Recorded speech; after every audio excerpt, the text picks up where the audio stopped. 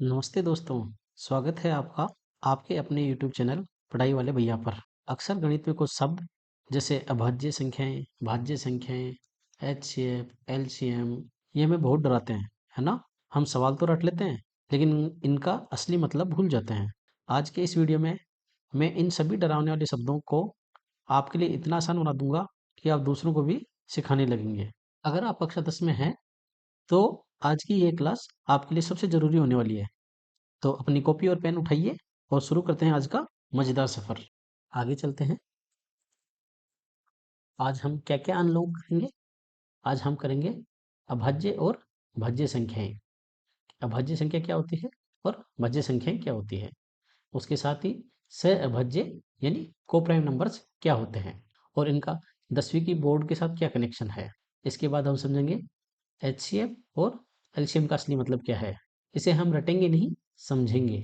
इसके बाद में हम एक जादुई फॉर्मूला देखेंगे जो एचसीएफ और एलसीएम के लिए बना हुआ है। तो चलिए अब देखते हैं अभाज्य संख्याएं क्या होती है। अभाज्य संख्याओं को हम प्राइम नंबर्स भी कहते हैं।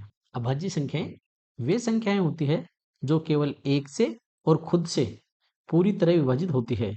इनके केवल दो ही गुणनखंड होते हैं। जैसे हम एक एग्जांपल लेते हैं 7। ये केवल एक से और 7 से केवल दो संख्याओं से ही विभाजित होती है।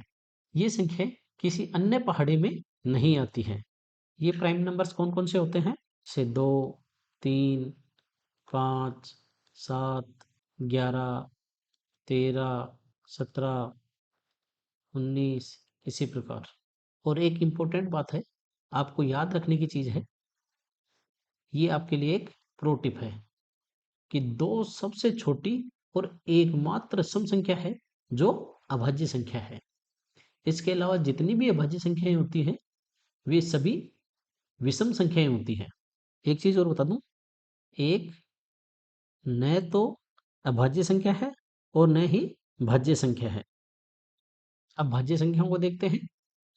भाज्य संख्याएं वे संख्याएं होती है जिनके दो से ज्यादा गुणनखंड होते हैं, यानी एक एक वो खुद संख्या और इसके अलावा भी दूसरे नंबरों से कटती है, यानी दूसरे नंबरों के पहाड़े में वे संख्याएं आती हैं। उन्हें भाज्य संख्याएं कहते हैं। इनकी पहचान कैसे करते हैं? जो संख्याएं किसी न किसी और पहाड़े में जरूर आती है। इसके उदाहरण देखिए, 4, 6, 8, 9, 10। जैसे 4 दो के पहाड़े में आता है, 6 दो के में आता है, 3 के में आता है। इसी प्रकार आगे चलता है। अब यहाँ एक उदाहरण देखते हैं। जैसे 6 को देखो, 1 से भी कटता है, 6 से भी कटता है। इसके अलावा दो संख्याएं और है, जैसे 2 और 3। इनके पहाड़े में भी 6 आता है। आपके लिए ध्यान रखने वाली बात है, सबसे छोटी भाज्य संख्या 4 होती है। ये आप बिल्कुल ही गांठ बांध के लिख लेना और इसे याद कर लेना। भाज्य और अभाज्य संख्याओं के अंदर फर्क देखते हैं। अभाज्य संख्या यानी प्राइम नंबर और भाज्य संख्या यानी कंपोजिट नंबर। सबसे पहली चीज देखते हैं, गुणनखंड। भाज्य संख्याओं में केवल दो गुणनखंड होते हैं। एक तो वह एक से कटता है और एक वह उस संख्या से कटता है। और भाज्य संख्याओं में दो से अधिक गुणनखंड होते हैं, यानी एक से भी कटता है, उस संख्या से भी कटता है और उसके अलावा बीच में कोई और संख्या आती है उनसे भी कटता है। सेकंड देखते हैं, विभाजन। अभाज्य के अंदर किसी और संख्या से भाग नहीं जाता है, केवल उस संख्या से ही भाग जाता है। लेकिन भाज्य संख्या में ऐसा नहीं होता है, ये अन्य संख्याओं से भी कटती है। सबसे छोटी संख्या कौन सी होती है? अभाज्य संख्या होती है 2 और भाज्य संख्या 4। इनके उदाहरण 2, 3, 5, 7 और भाज्य संख्याओं के उदाहरण 4, 6, 8, 9। अब आप एक मजेदार फैक्ट देखो, एक न तो प्राइम नंबर है और ना ही कंपोजिट नंबर है, यानी एक न तो भाज्य संख्या है और न ही अभाज्य संख्या है। इसे हम यूनिक नंबर कहते हैं। अब आते हैं सह अभाज्य संख्याओं पर, को प्राइम नंबर्स पे। सह अभाज्य संख्याएं समझना बहुत जरूरी है, खासकर जब आप कक्षा 10 में हो, क्योंकि इसमें रेशनल नंबर यानी परिमेय संख्याओं को सिद्ध करना सीखते हैं। अब सह अभाज्य संख्याओं की परिभाषा क्या होती है? ऐसी दो या दो से अधिक संख्याएं जिनमें एक के अलावा कोई दूसरा उभयनिष्ठ गुणनखंड नहीं होता है, उन्हें ही सहअभाज्य संख्याएं कहते हैं। सरल भाषा में इसे कैसे देखेंगे? संख्याओं का ऐसा जोड़ा जिसमें एचसीएफ यानी महत्तम समापवर्तक हमेशा एक होता है। इनकी पहचान कैसे करते हैं? ये संख्याएं आपस में किसी एक पहाड़े से नहीं कटती है, मतलब कोई एक पहाड़ा बोलने पर वह दोनों संख्याएं नहीं आती है। जैसे उदाहरण देखते हैं, 2 और 3। जैसे 2 के गुणनखंड क्या होते हैं? 1 व 2। 3 के गुणनखंड क्या होंगे? 1 व 3। अब इनमें कॉमन फैक्टर क्या है? 1, मतलब एक इधर भी है और एक इधर भी है, इसलिए ये कोप्राइम नंबर है। एक और उदाहरण देखते हैं, जैसे 8 और 9। 8 के टुकड़े करते हैं, 1 से भी कटता है, 2 से भी कटता है, 4 से भी कटता है और 8 से भी कटता है। ऐसे ही 9 के टुकड़े देखते हैं, 1 से भी कटता है, 3 से भी कटता है और 9 से भी कटता है। अब इनमें कॉमन फैक्टर क्या है? 1। अब देखो, 8 और 9 खुद तो भाज्य संख्याएं हैं, लेकिन आपस में ये सह अभाज्य है। एक और एग्जांपल देखते हैं, जैसे 15 और 20। ये कोप्राइम नंबर्स नहीं है, क्योंकि 15 और 20 दोनों वे संख्या हैं जो 5 के पहाड़े से कटती है। तो इसका HCF 5 आएगा, इसलिए ये कोप्राइम नंबर नहीं है। अब सह अभाज्य संख्याओं की 3 खास बातें देखते हैं। पहली है लगातार संख्याएं। कोई भी 2 लगातार संख्याएं जैसे 14, 15, 99, 100 हमेशा सह अभाज्य होती है। दूसरा फैक्ट, 2 अभाज्य संख्याएं यानी 2 प्राइम नंबर जैसे 5, 7, 5, 11 हमेशा सहअभाज्य होंगे।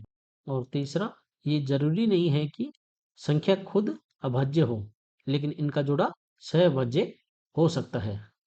इसका उदाहरण आपने ऊपर देखा, जैसे 8 और 9।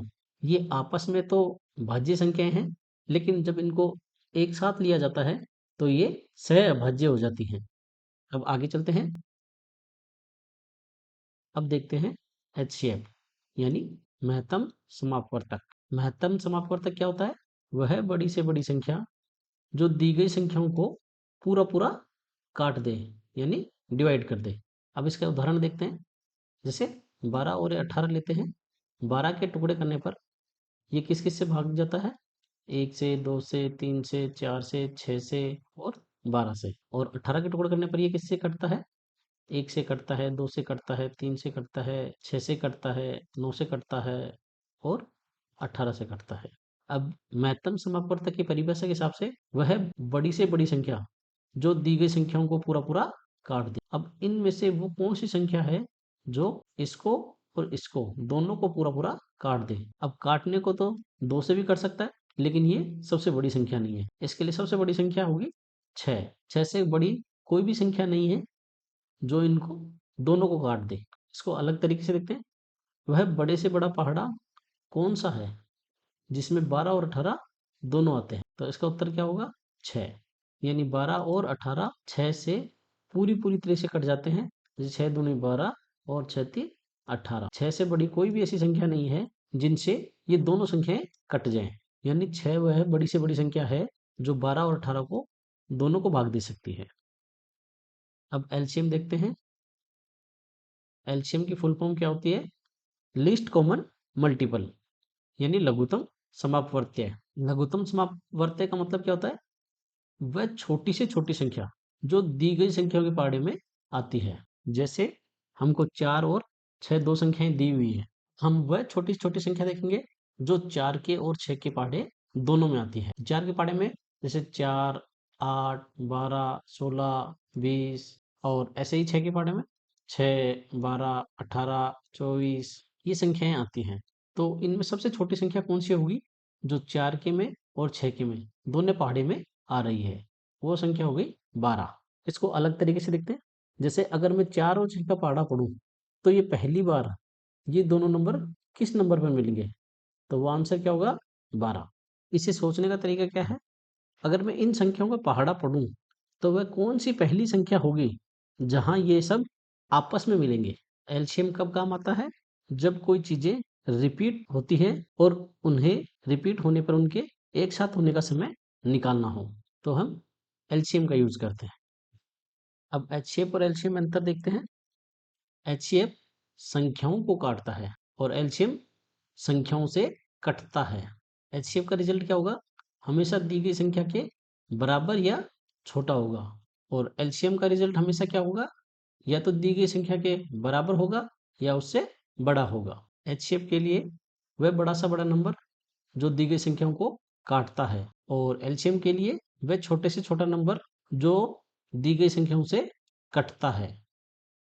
अब यहाँ देखो, हम एलसीएम का उपयोग रियल लाइफ में कैसे करते हैं। जैसे माना कि कोई दो घंटियां हैं, ये और ये, पहली घंटी 6 मिनट पे बजती है और दूसरी 8 मिनट पे। तो इनमें क्वेश्चन किस प्रकार पूछा जाता है कि अगर दोनों घंटियां एक साथ बजी है तो अगली बार एक साथ कब बजेगी। इसके लिए हम एलसीएम का उपयोग करते हैं। जैसे पहली घंटी 6 मिनट में बजती है, दूसरी घंटी 8 मिनट में। तो अब देखो, पहली घंटी पहले 6 मिनट में बजेगी, फिर उसके अगले 6 मिनट में बजेगी, यानी 12वें मिनट में बजेगी।